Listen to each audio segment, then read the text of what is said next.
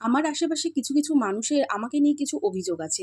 সেটা হলো জয়েন্ট ফ্যামিলিতে থাকা সত্ত্বেও একই জায়গায় রান্না খাওয়া হওয়া সত্ত্বেও আমি কিসের জন্য একা, একা রান্না করে খাই। আর সেটা নিয়ে আমার শ্বশুর-শাশুড়ি আমাকে কিছু বলে না কেন? তো তাদের উদ্দেশ্যে আমি একটা কথা বলি, হ্যাঁ, এটা সত্যি কথা আমাদের জয়েন্ট ফ্যামিলি একই জায়গায় রান্না খাওয়া হয়। বাট সেখানে একটা কথা বলে রাখি, আমি এবং আমার হাসব্যান্ড প্রায় সময় লেট করেই খেতে যাই।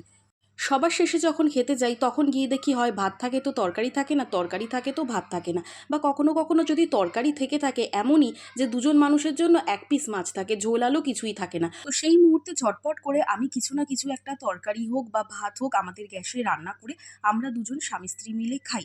তো এই বিষয়টা নিয়ে যাদের এত অভিযোগ, এত সমস্যা তাদেরকে একটা কথাই আমি বলব, দয়া করে আপনারা তাহলে রান্না করে আমাদেরকে খাবার দিয়ে যাবেন। তাহলে আমাকে আর কষ্ট করে রান্না করে খেতে হবে না। আর আরেকটা কথা এটাও জানি যে এই ভিডিওটা দেখার পরে সে আবারও কিছু না কিছু কথা কানে লাগাবে। তো তাতেও বলি আমার কিচ্ছু এসে যায় না।